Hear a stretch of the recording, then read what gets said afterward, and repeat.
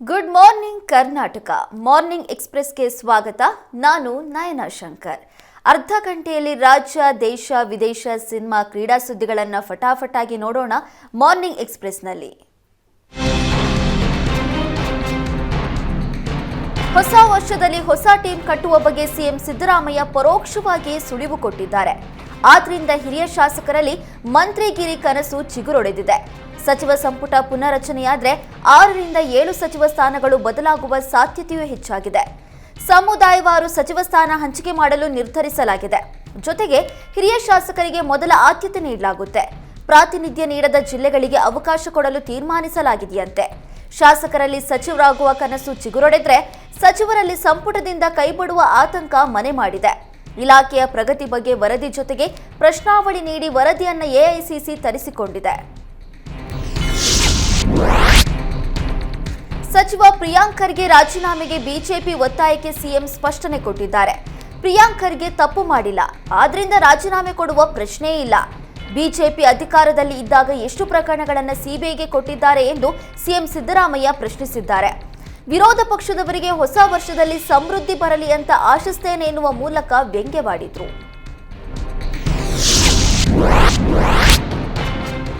ಗುತ್ತಿಗೆದಾರ ಸಚಿನ್ ಆತ್ಮಹತ್ಯೆ ಕೇಸ್ನಲ್ಲಿ ಸಚಿವ ಪ್ರಿಯಾಂಕ್ ಖರ್ಗೆ ಹಸ್ತಕ್ಷೇಪವಿದೆ ಎಂದು ಆರೋಪಿಸಿ ಬಿಜೆಪಿ ನಡೆಸ್ತಾ ಇರುವ ಹೋರಾಟಕ್ಕೆ ಪ್ರಿಯಾಂಕ್ ಖರ್ಗೆ ಟಾಂಗ್ ಕೊಟ್ಟಿದ್ದಾರೆ. ಬಿಜೆಪಿಗೆ ಅಸ್ತಿತ್ವ ಉಳಿಸಿಕೊಳ್ಳುವುದಕ್ಕೆ ನನ್ನ ಹೆಸರು ಅನಿವಾರ್ಯವಾಗಿದೆ, ಹಾಗಾಗಿ ನನ್ನ ವಿರುದ್ಧದ ಪಿತೂರಿಯ ಟೂಲ್ ಕಿಟ್ ರೂಪಿಸಿದೆ ಎಂದು ಆರೋಪಿಸಿದ್ದಾರೆ. ರಾಜ್ಯ ಬಿಜೆಪಿ ನಾಯಕರು ಹೈಕಮಾಂಡ್ಗೆ ತಮ್ಮ ಸಾಧನೆಯ ರಿಪೋರ್ಟ್ ಕಾರ್ಡ್ ತೋರಿಸಲು ನನ್ನ ಹೆಸರಿನಲ್ಲಿ ಹೋರಾಟದ ನಾಟಕ ಆರಂಭಿಸಿದ್ದಾರೆ. ನನ್ನ ಹೆಸರಿನ ಮೂಲಕ ವಿಜೇಂದ್ರ ಅವರು ಸಂಕ್ರಾಂತಿಯ ಡೆಡ್ಲೈನ್ ದಾಟುವ ಪ್ರಯತ್ನ ನಡೆಸಿದ್ದಾರೆ. ಸುಳ್ಳುಗಳ ಆಧಾರದಲ್ಲಿ ನನ್ನ ವಿರುದ್ಧ ಇಷ್ಟೆಲ್ಲ ಸುವ್ಯವಸ್ಥಿತವಾದ ವಿವಿಧ ಮಾದರಿಯ ಹಾಗೂ ವ್ಯಾಪಕವಾದ ಹೋರಾಟ ಮಾಡುವ ಬದಲು ರಾಜ್ಯದ ಜನರೆದುರು ನಿಮ್ಮ ನೈತಿಕತೆಯನ್ನು ನಿರೂಪಿಸುವ ಹೋರಾಟ ಮಾಡುವಂತೆ ಬಿಜೆಪಿಗೆ ಪ್ರಿಯಾಂಕ್ ಖರ್ಗೆ ಸವಾಲ್ ಹಾಕಿದ್ದಾರೆ. ಬೀದರ್ನ ಸಚಿನ್ ಪಾಂಚಾಳ ಆತ್ಮಹತ್ಯೆ ಪ್ರಕರಣಕ್ಕೆ ಸಂಬಂಧಿಸಿದಂತೆ ಬಿಜೆಪಿ ವಿರುದ್ಧ ಸಚಿವ ಡಾಕ್ಟರ್ ಶರಣಪ್ರಕಾಶ್ ಪಾಟೀಲ್ ಕಿಡಿಕಾರಿದ್ದಾರೆ. ಕಲಬುರಗಿಯಲ್ಲಿ ಮಾತನಾಡಿದ ಅವರು, ಬಿಜೆಪಿ ಮುಖಂಡರು ಸಾರ್ವಜನಿಕ ಹಿತಾಸಕ್ತಿ, ಅಭಿವೃದ್ಧಿ, ಜನರ ಸಮಸ್ಯೆ ಬಗ್ಗೆ ಮಾತನಾಡೋದಿಲ್ಲ. ಆ ಬಗ್ಗೆ ಅವರಿಗೆ ಚರ್ಚೆ ಮಾಡೋದಕ್ಕೂ ಕೂಡ ಸಮಯವಿಲ್ಲ. ಆದರೆ ಬರೀ ಸಮಾಜದಲ್ಲಿ ಒಡಕು ಮೂಡಿಸುವ, ವೈಷಮ್ಯ ಹುಟ್ಟಿಸುವ ವಿಚಾರಗಳನ್ನು ಮಾತನಾಡ್ತಾರೆ ಎಂದು ಬಿಜೆಪಿ ವಿರುದ್ಧ ಕೆಂಡಕಾರಿದ್ರು. ಬಿಜೆಪಿಯಷ್ಟು ದೊಡ್ಡ ಭ್ರಷ್ಟ ಸರ್ಕಾರ ಇನ್ನೊಂದಿಲ್ಲ. ಇಂಥ ಭ್ರಷ್ಟರು ನಮಗೆ ಪಾಠ ಮಾಡೋದಕ್ಕೆ ಬರ್ತಿದ್ದಾರೆ ಅಂದ್ರೆ ಅವರಿಗೆ ನಾಚಿಕೆ ಆಗಬೇಕು ಅಂತ ವಾಗ್ದಾಳಿ ನಡೆಸಿದ್ರು. ಸಚಿನ್ ಗುತ್ತಿಗೆದಾರನೇ ಅಲ್ಲ ಎಂದಿರುವ ಗುತ್ತಿಗೆದಾರರ ಸಂಘದ ವರದಿ ವಿರುದ್ಧ ಸಚಿನ್ ಸಹೋದರಿ ಸುರೇಖಾ ಕಿಡಿಕಾರಿದ್ದಾರೆ. ಸಚಿನ್ ಗುತ್ತಿಗೆದಾರನ ಲೈಸೆನ್ಸ್ ಇರುವ ಬಗ್ಗೆ ನಮಗೆ ಗೊತ್ತಿಲ್ಲ. ಎಲ್ಲಾ ಡಾಕ್ಯುಮೆಂಟ್ಸ್ ಕಲಬುರಗಿ ಆಫೀಸ್ನಲ್ಲಿದ್ವು. ಈಗಾಗಲೇ ಕಲಬುರಗಿ ಕಚೇರಿಯಲ್ಲಿ ಎಲ್ಲಾ ದಾಖಲೆಗಳು ನಾಶ ಮಾಡಿದ್ದಾರೆ. ನಮಗೆ ಅದರ ಬಗ್ಗೆ ಹೆಚ್ಚಿನ ಮಾಹಿತಿ ಇಲ್ಲ ಎಂದು ಅವತ್ತು ಹೇಳಿದ್ವಿ ಅಂತ ತಿಳಿಸಿದ್ದಾರೆ. ಜೊತೆಗೆ ರಾಜ್ಯ ಸರ್ಕಾರದ ವಿರುದ್ಧ ಗಂಭೀರ ಆರೋಪ ಮಾಡಿದ್ದಾರೆ. ಕೇಸ್ ಮುಚ್ಚಿ ಹಾಕುವುದಕ್ಕೆ ಯತ್ನ ನಡೀತಾ ಇದೆ ಎಂದು ಆರೋಪಿಸಿದ್ದಾರೆ.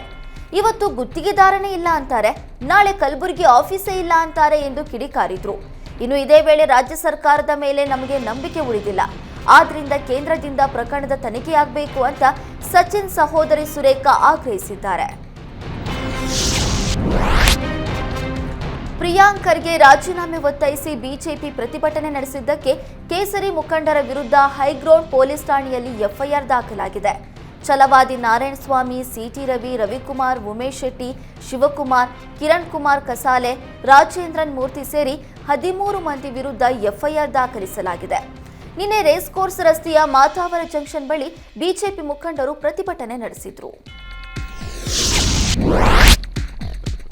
ಗುತ್ತಿಗೆದಾರ ಸಚಿನ್ ಪಾಂಚಾಳ್ ಸಾವಿಗೆ ಕಾರಣರಾದವರನ್ನ ಕೂಡಲೇ ಬಂಧಿಸಬೇಕು ಅಂತ ಆಗ್ರಹಿಸಿ ಕಲಬುರಗಿಯಲ್ಲಿ ವಿಶ್ವಕರ್ಮ ಸಮಾಜದಿಂದ ಬೃಹತ್ ಪ್ರತಿಭಟನೆ ನಡೆಸಲಾಯಿತು. ಪ್ರತಿಭಟನೆಯಲ್ಲಿ ಹಲವು ಸ್ವಾಮೀಜಿಗಳು ಭಾಗಿಯಾಗಿದ್ರು. ಕಲಬುರಗಿಯ ಎಸ್ವಿಪಿ ವೃತ್ತದ ಬಳಿ ಮಾನವ ಸರಪಳಿ ನಿರ್ಮಿಸಿ ಪ್ರತಿಭಟನೆ ನಡೆಸಿದ್ರು. ಜಗತ್ ವೃತ್ತದಲ್ಲಿ ಟೈರ್ಗೆ ಬೆಂಕಿ ಹಚ್ಚಿ ಆಕ್ರೋಶ ಹೊರಹಾಕಿದ್ರು. ಪ್ರಿಯಾಂಕ್ ಖರ್ಗೆಯನ್ನ ಸಚಿವ ಸಂಪುಟದಿಂದ ವಜಾ ಮಾಡುವಂತೆ ಆಗ್ರಹಿಸಲಾಯಿತು. ಸಚಿನ್ ಪಾಂಚಾಳ್ ಆತ್ಮಹತ್ಯೆ ಕೇಸ್ನಲ್ಲಿ ಕಾಂಗ್ರೆಸ್ ಹಾಗೂ ಬಿಜೆಪಿ ನಡುವೆ ಫೋಟೋ ವಾರ್ ನಡೀತಾ ಇದೆ. ಬಿಜೆಪಿಯ ರಾಜು ಕಪನೂರು ಜೊತೆಗಿನ ಕಾಂಗ್ರೆಸ್ ಮುಖಂಡರ ಫೋಟೋ ವೈರಲ್ ಮಾಡಿತ್ತು. ಬಿಜೆಪಿಗೆ ಕೌಂಟರ್ ಕೊಡೋದಕ್ಕೆ ಸದ್ಯ ಸಚಿವ ಪ್ರಿಯಾಂಕ್ ಖರ್ಗೆ ರಾಜು ಕಪನೂರ್ ಜೊತೆಗಿನ ಬಿಜೆಪಿ ಮುಖಂಡರ ಫೋಟೋ ಬಿಡುಗಡೆ ಮಾಡಿದ್ದಾರೆ. ಶಾಸಕ ಬಸವರಾಜ ಮತ್ತಿಮೂಡ್, ಬಿಜೆಪಿ ನಗರಾಧ್ಯಕ್ಷ ಚಂದು ಪಾಟೀಲ್ ಜೊತೆಗೆ ರಾಜು ಕಪನೂರ್ ಇರುವ ಫೋಟೋವನ್ನ ಬಿಡುಗಡೆ ಮಾಡಲಾಗಿದೆ. ಬೀದರ್ನ ಸಚಿನ್ ಪಾಂಚಾಳ ಆತ್ಮಹತ್ಯೆ ಪ್ರಕರಣಕ್ಕೆ ಸಂಬಂಧಿಸಿದಂತೆ ಧನ್ನೂರು ಠಾಣೆ ಪಿಎಸ್ಐ ವಿಶ್ವರಾಧ್ಯರನ್ನ ವರ್ಗಾವಣೆ ಮಾಡಿ ಆದೇಶ ಹೊರಡಿಸಲಾಗಿದೆ. ದೂರು ದಾಖಲಿಸಲು ಹಿಂದೇಟು ಎಂದು ಸಚಿನ್ ಕುಟುಂಬಸ್ಥರು ಆರೋಪ ಮಾಡಿರುವಂತಹ ಹಿನ್ನೆಲೆಯಲ್ಲಿ ಕರ್ತವ್ಯ ಲೋಪ ಕಂಡುಬಂದಿದೆ. ಹೀಗಾಗಿ ವಿಶ್ವರಾಧ್ಯರನ್ನ ಧನ್ನೂರು ಪೊಲೀಸ್ ಠಾಣೆಯಿಂದ ಕಲಬುರಗಿ ಕೇಂದ್ರ ಕಚೇರಿಗೆ ವರ್ಗಾವಣೆ ಮಾಡಲಾಗಿದೆ. ಇನ್ನು ವರ್ಗಾವಣೆ ಮಾಹಿತಿ ನೀಡಲು ಪೊಲೀಸ್ ಅಧಿಕಾರಿಗಳು ಹಿಂದೇಟು ಹಾಕ್ತಾ ಇದ್ದು ಪೊಲೀಸರ ನಡೆ ತೀವ್ರ ಕುತೂಹಲ ಮೂಡಿಸಿದೆ. ಎಫ್ಎಸ್ಎಲ್ ವರದಿಯಲ್ಲಿ ಸಚಿನ್ ಕೈಬರಹ ಹಾಗೂ ಡೆತ್ ನೋಟ್ಗೆ ಸಾಮ್ಯತೆ ಇದ್ದು ಈ ಬಗ್ಗೆ ಅಧ್ಯಯನ ನಡೆಸಿ ಹೈದರಾಬಾದ್ ವಿಧಿವಿಜ್ಞಾನ ಕೇಂದ್ರ ವರದಿ ಸಲ್ಲಿಸಿದೆ. ಬಳ್ಳಾರಿಯಲ್ಲಿ ಬಾಣಂತಿಯರ ಸರಣಿ ಸಾವಿಗೆ ಮಹಿಳಾ ಆಯೋಗದ ಅಧ್ಯಕ್ಷೆ ನಾಗಲಕ್ಷ್ಮಿ ಚೌಧರಿ ಪ್ರತಿಕ್ರಿಯಿಸಿದ್ದಾರೆ. ಬಾಣಂತಿಯರ ಸಾವಿನ ಬಳಿಕ ಬಳ್ಳಾರಿ ಆಸ್ಪತ್ರೆಗೆ ಹೋಗಿದ್ದೆ. ಪ್ರತಿಯೊಂದನ್ನು ಕೂಡ ನಾನು ಚೆಕ್ ಮಾಡಿದೆ. ನೀರಿನ ಕ್ವಾಲಿಟಿ, ಆಪರೇಷನ್ ಥಿಯೇಟರ್ ಚೆಕ್ ಮಾಡಿದ್ದು ಆಪರೇಷನ್ ಥಿಯೇಟರ್ ಉಪಕರಣಗಳನ್ನು ಸ್ವಾಬ್ ಟೆಸ್ಟ್ಗೆ ಕಳುಹಿಸಬೇಕು ಅಂತ ನಾಗಲಕ್ಷ್ಮಿ ಚೌಧರಿ ಹೇಳಿದ್ರು. ಸಿಎಂ ಡಿಸಿಗೆ ಕಾಲ್ ಮಾಡಿ ಮಾಹಿತಿ ಪಡೆದ್ರು.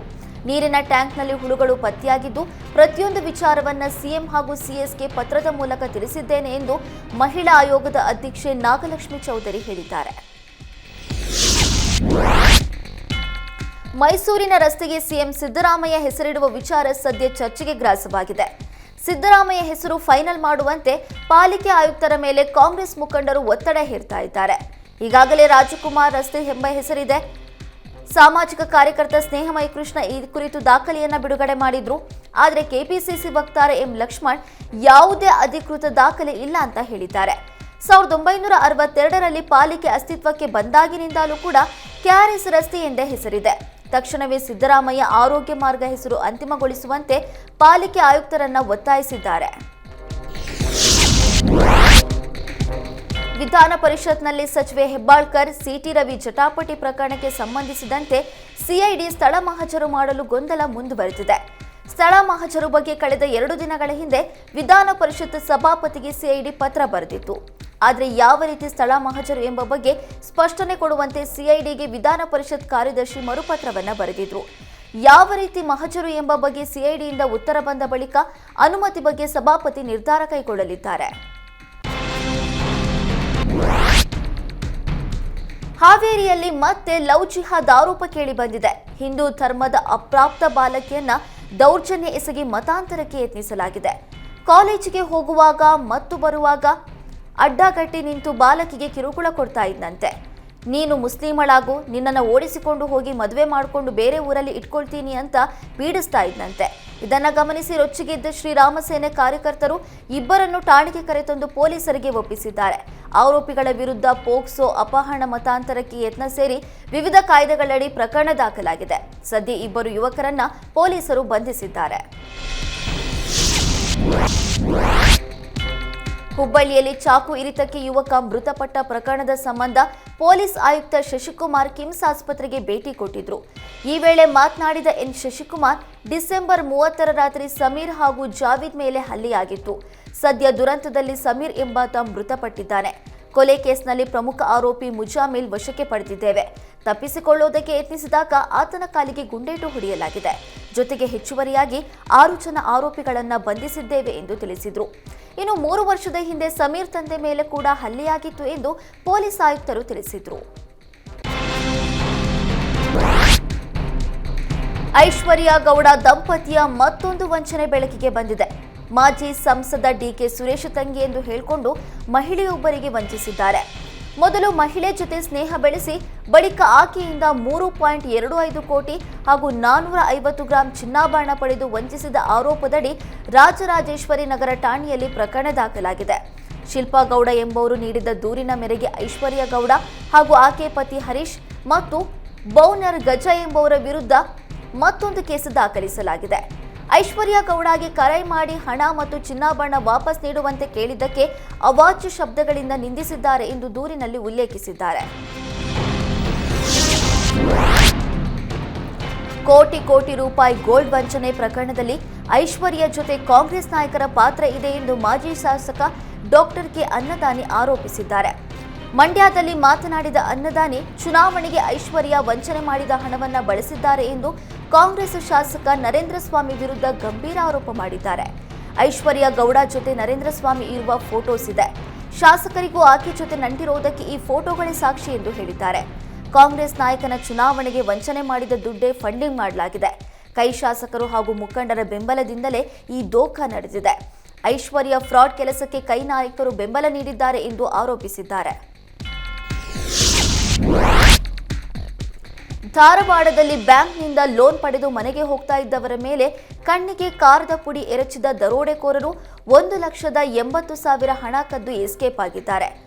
ಗೋವನಕೊಪ್ಪ ಗ್ರಾಮದ ಹೊರಗಡೆ ಘಟನೆ ನಡೆದಿದೆ. ಧಾರವಾಡದ ಶಿವಾಜಿ ವೃತ್ತದ ಬಳಿ ಬೈಕ್ ಕ್ಯಾರೇಜ್ ನಡೆಸ್ತಾ ಇದ್ದ ಆದಿಲ್ ಮಸ್ತಾನವಾಲೆ ಮತ್ತು 3 ಜನರ ತಂಡದಿಂದ ದರೋಡೆ ನಡೆದಿರುವಂತದ್ದು ಬೆಳಕಿಗೆ ಬಂದಿದೆ. ವರ್ಷದ ಮೊದಲ ದಿನವೇ ಉಡುಪಿ ಜಿಲ್ಲೆಯ ಬೈರಂಪಳ್ಳಿ ಗ್ರಾಮ ಪಂಚಾಯಿತಿಗೆ ಬೀಗ ಹಾಕಲಾಗಿತ್ತು.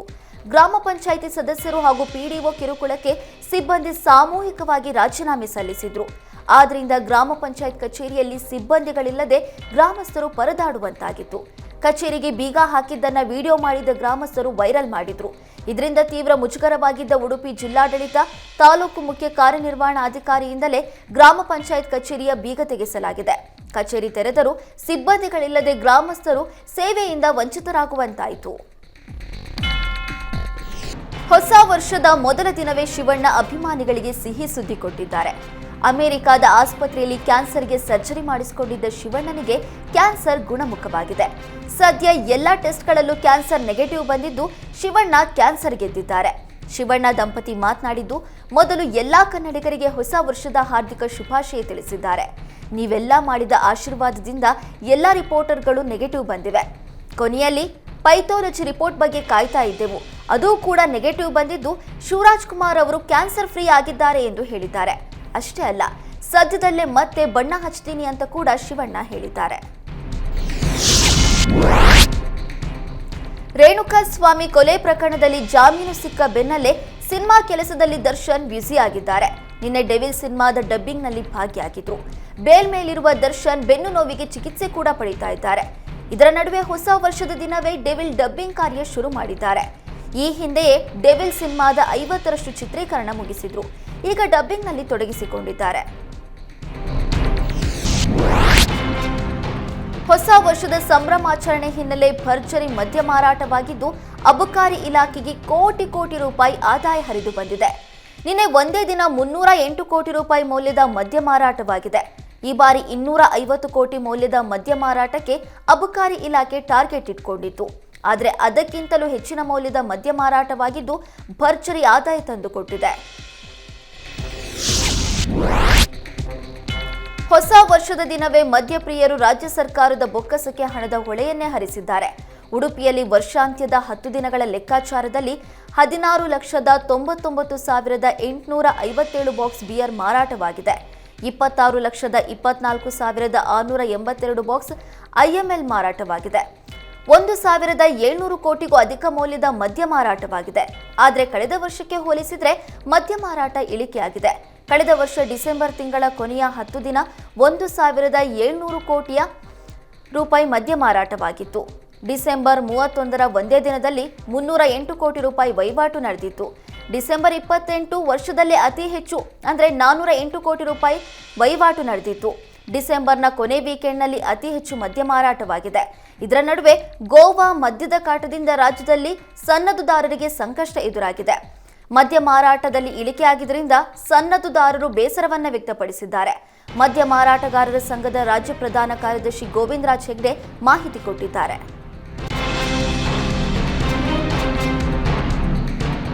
ಹೊಸ ವರ್ಷದ ಆರಂಭದ ತಿಂಗಳಲ್ಲೇ ಜನರಿಗೆ ದರ ಏರಿಕೆ ಬಿಸಿ ತಟ್ಟುವ ಸಾಧ್ಯತೆ ಇದೆ. ಬಸ್ ಟಿಕೆಟ್ ದರ ಏರಿಕೆಗೆ ಸಾರಿಗೆ ಇಲಾಖೆ ಚಿಂತನೆ ನಡೆಸಿದೆ.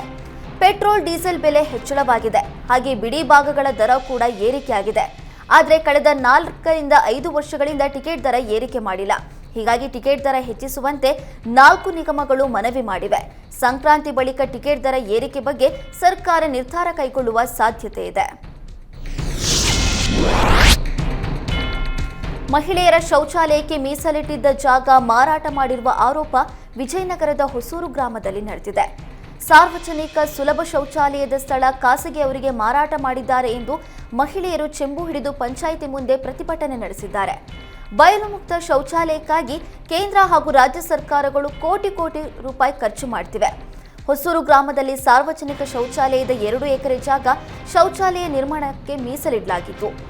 ಆದರೆ ಇದ್ದಕ್ಕಿದ್ದಂತೆ ವ್ಯಕ್ತಿಯೊಬ್ಬ ಬಂದು ಸ್ಥಳ ತಮ್ಮದು ಅಂತ ಹೇಳ್ತಾ ಇದ್ದಾರೆ ಎಂದು ಮಹಿಳೆಯರು ಆಕ್ರೋಶ ಹೊರಹಾಕಿದರು. ರಾಮನಗರದ ಕನಕಪುರ ತಾಲೂಕಿನ ಸಂಗಮದ ರಸ್ತೆಯಲ್ಲಿ ಬ್ರೇಕ್ ಫೇಲ್ ಆಗಿ ತಡೆಗೋಡೆಗೆ ಕೆಎಸ್ಆರ್ಟಿಸಿ ಬಸ್ ಡಿಕ್ಕಿಯಾಗಿದ್ದು ಕೂದಲೆಳೆ ಅಂತರದಲ್ಲಿ ಪ್ರಯಾಣಿಕರು ಪಾರಾಗಿದ್ದಾರೆ. ಸ್ವಲ್ಪ ಯಾಮಾರಿದ್ರೂ ಬಸ್ ಪ್ರಪಾತಕ್ಕೆ ಬೀಳ್ತಾ ಇತ್ತು. ಅದೃಷ್ಟವಶಾತ್ ಪ್ರಾಣಾಪಾಯದಿಂದ ಪ್ರಯಾಣಿಕರು ಪಾರಾಗಿದ್ದಾರೆ. ಸ್ಥಳಕ್ಕೆ ಸಾತನೂರು ಪೊಲೀಸರು ಭೇಟಿ ನೀಡಿ ಪರಿಶೀಲನೆ ನಡೆಸಿದರು. ಹಿರಣ್ಯಕೇಶಿ ನದಿಗೆ ಅಡ್ಡಲಾಗಿ ನಿರ್ಮಿಸಿರುವ ಬ್ಯಾರೇಜ್ನಲ್ಲಿ ಆಗ್ತಾ ಇರುವ ನೀರು ಸೋರಿಕೆಯನ್ನು ತಡೆಯುವಂತೆ ಆಗ್ರಹಿಸಿ ರೈತರು ಪ್ರತಿಭಟನೆ ನಡೆಸಿದ್ದಾರೆ. ಬೆಳಗಾವಿ ಜಿಲ್ಲೆಯ ಹುಕ್ಕೇರಿ ತಾಲೂಕಿನ ಕೋಚರಿ ಬಳಿ ನೂತನವಾಗಿ ನಿರ್ಮಿಸಿರುವ ಹೊಸ ಬ್ರಿಡ್ಜ್ ಕಮ್ ಬ್ಯಾರೇಜ್ನಲ್ಲಿ ನೀರು ಸೋರಿಕೆ ಆಗ್ತಾ ಇದೆ. ಅದನ್ನು ದುರಸ್ತಿಗೊಳಿಸುವಂತೆ ಸಣ್ಣ ನೀರಾವರಿ ಇಲಾಖೆ ಅಧಿಕಾರಿಗಳ ವಿರುದ್ಧ ರೈತರು ಬ್ಯಾರೇಜ್ ಹತ್ತಿರ ಪ್ರತಿಭಟನೆ ನಡೆಸಿದರು. ಈ ಕೂಡಲೇ ಸಮಸ್ಯೆ ಬಗೆಹರಿಸುವಂತೆ ರೈತರು ಆಗ್ರಹಿಸಿದ್ದಾರೆ. ಕೆಪಿಸಿಸಿ ಸದಸ್ಯ ಚಿದಾನಂದ ಚಾಪಖಂಡ ತೋಟದಲ್ಲಿ 13 ಅಡಿ ಉದ್ದದ ಕಾಳಿಂಗ ಸರ್ಪ ಕಂಡು ಬಂದಿದೆ. ಕೂಡಲೇ ಅರಣ್ಯ ಇಲಾಖೆಗೆ ಕುಟುಂಬಸ್ಥರು ಮಾಹಿತಿ ನೀಡಿದರು. ಅರಣ್ಯ ಇಲಾಖೆ ಸಿಬ್ಬಂದಿ ಸೂಚನೆ ಮೇರೆಗೆ ಸ್ಥಳಕ್ಕೆ ಆಗಮಿಸಿದ ಉರಗತಜ್ಞ ಕಾಳಿಂಗ ಸರ್ಪವನ್ನು ರಕ್ಷಿಸಿದರು. ಬಳಿಕ ಕಾಡಿಗೆ ಕಾಳಿಂಗ ಸರ್ಪವನ್ನು ಬಿಡಲಾಯಿತು. ದುಷ್ಕರ್ಮಿಗಳಿಂದ ರಾಗಿ ಬಣವೆಗೆ ಬೆಂಕಿ ಇಟ್ಟ ಘಟನೆ ರಾಮನಗರ ತಾಲೂಕಿನ ದೊಡ್ಡ ಗಂಗಾವಾಡಿ ಗ್ರಾಮದಲ್ಲಿ ನಡೆದಿದೆ. ತಿಮ್ಮಪ್ಪ ಎಂಬುವರಿಗೆ ಸೇರಿದ ಲಕ್ಷಾಂತರ ಮೌಲ್ಯದ ರಾಗಿ ಹುಲ್ಲು ಸಂಪೂರ್ಣ ಬೆಂಕಿಗಾಹುತಿಯಾಗಿದೆ. ರಾಮನಗರ ಗ್ರಾಮಾಂತರ ಪೊಲೀಸ್ ಠಾಣಾ ವ್ಯಾಪ್ತಿಯಲ್ಲಿ ಘಟನೆ ನಡೆದಿದೆ. ಕೊಡಗಿನ ಕಟ್ಟೇಮಾಡು ಮಹಾಮೃತ್ಯುಂಜಯ ದೇವಾಲಯದಲ್ಲಿ ವಸ್ತ್ರ ಸಂಹಿತೆ ವಿವಾದವಾಗಿದ್ದು ಜನವರಿ 7ರವರೆಗೂ ನಿಷೇಧಾಜ್ಞೆ ಮುಂದುವರೆದಿದೆ. BNS 1633 ಅಡಿ ನಿಷೇಧಾಜ್ಞೆ ಜಾರಿಯಾಗಿದೆ. ಪರಿಸ್ಥಿತಿ ತಿಳಿಯಾಗುವವರೆಗೂ ನಿಷೇಧಾಜ್ಞೆ ವಿಸ್ತರಿಸಿ ಕೊಡಗು ಜಿಲ್ಲಾಡಳಿತ ಆದೇಶಿಸಿದೆ. 5 ಮಂದಿಗಿಂತ ಹೆಚ್ಚಿನವರು ಗುಂಪು ಸೇರುವಂತಿಲ್ಲ. ಯಾವುದೇ ಪ್ರತಿಭಟನೆ, ಮೆರವಣಿಗೆ, ಜಾಥಾಕ್ಕೆ ಅವಕಾಶ ಇರೋದಿಲ್ಲ. ದೇವಾಲಯ ವ್ಯಾಪ್ತಿಯ 5 ಕಿಲೋಮೀಟರ್ನಲ್ಲಿ ಈ ಆದೇಶ ಜಾರಿಯಾಗಿದೆ. ಪೊಲೀಸ್ ವರಿಷ್ಠಾಧಿಕಾರಿ ಕೋರಿಕೆಗೆ ಸ್ಪಂದಿಸಿ ಈ ಆದೇಶ ಹೊರಡಿಸಲಾಗಿದೆ. ಕಟ್ಟೇಮಾಡುವಿನಲ್ಲಿ ಗ್ರಾಮಸ್ಥರ ಸಭೆ ನಡೆಸಿ ದೇವಾಲಯ ಸಮಿತಿ ನಿರ್ಧರಿಸಿತ್ತು. ಇದೀಗ ನಿಷೇಧಾಜ್ಞೆ ಹಿನ್ನೆಲೆಯಲ್ಲಿ ಸಭೆ ಮುಂದೂಡಿಕೆ ಸಾಧ್ಯತೆ ಇದೆ. ದಕ್ಷಿಣ ಕನ್ನಡ ರಾಷ್ಟ್ರೀಯ ಹೆದ್ದಾರಿ ಬಳಿ ಬೀದಿ ಬದಿ ವ್ಯಾಪಾರ ಜೋರಾಗಿದ್ದು ಸಾರ್ವಜನಿಕರಿಗೆ ತೊಂದರೆಯಾಗ್ತಾ ಇದೆ. ರಸ್ತೆ ಭಾಗದಲ್ಲಿ ವಾಹನ ನಿಲ್ಲಿಸಿ ಸಾಮಗ್ರಿಗಳನ್ನು ಕೊಂಡುಕೊಳ್ತಾ ಇದ್ದು ಅಪಘಾತ ಸಂಭವಿಸುವ ಸಾಧ್ಯತೆ ಹೆಚ್ಚಾಗಿದೆ. ಆದ್ದರಿಂದ ತಕ್ಷಣವೇ ಜಿಲ್ಲಾಡಳಿತ ಬೀದಿ ಬದಿ ವ್ಯಾಪಾರಕ್ಕೆ ಕಡಿವಾಣ ಹಾಕುವಂತೆ ಸ್ಥಳೀಯರು ಆಗ್ರಹಿಸಿದ್ದಾರೆ. ಅಲ್ಲದೆ ಲಕ್ಷಾಂತರ ರೂಪಾಯಿ ಡೆಪಾಸಿಟ್ ಮಾಡಿ ದುಬಾರಿ ಬಾಡಿಗೆ ನೀಡಿ ಅಂಗಡಿಯನ್ನು ಪಡೆದು ವ್ಯಾಪಾರಸ್ಥರಿಗೆ ನೀಡಿ ಸಂಕಷ್ಟವಾಗಿದೆ. ಹಾಗಾಗಿ ಇದರಿಂದ ವ್ಯಾಪಾರ ಕೂಡ ಇಲ್ಲದಂತಾಗಿದೆ ಎಂದು ಆರೋಪಿಸಲಾಗಿದೆ.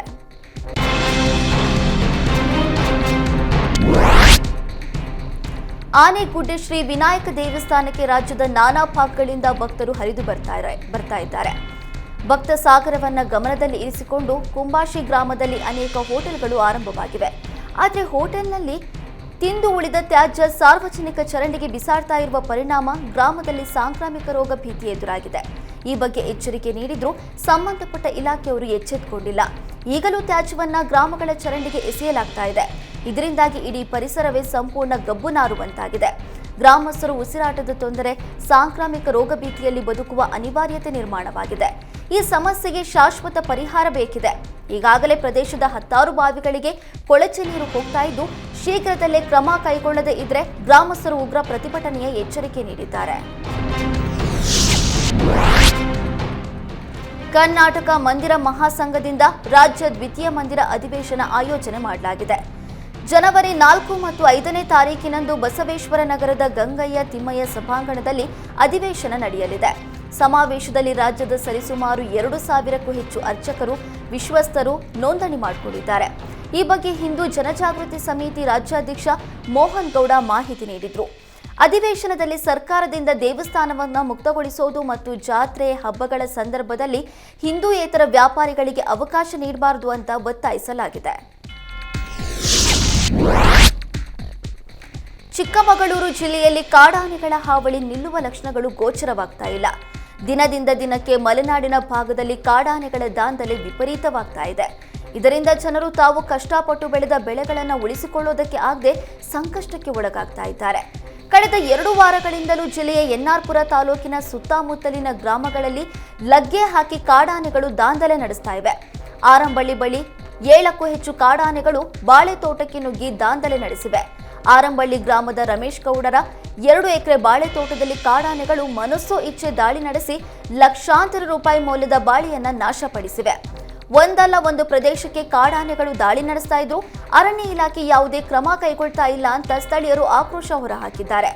ಒಂದೆಡೆ ಬೆಳೆ ನಾಶ ಮಾಡ್ತಾ ಇದ್ರೆ ಮತ್ತೊಂದು ಕಡೆ ಇಬ್ಬರನ್ನ ಈ ಕಾಡಾನೆಗಳು ಬಲಿ ಪಡೆದಿವೆ.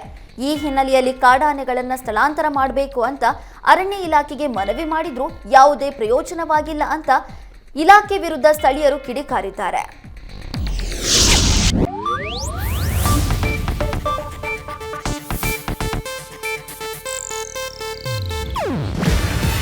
ಇದು ಏಷ್ಯಾನೆಟ್ ನ್ಯೂಸ್ ನೆಟ್ವರ್ಕ್ ಪ್ರಸ್ತುತಿ. ನೀವು ನೋಡ್ತಿದ್ದೀರಾ ಏಷ್ಯಾನೆಟ್ ಸುವರ್ಣ ನ್ಯೂಸ್.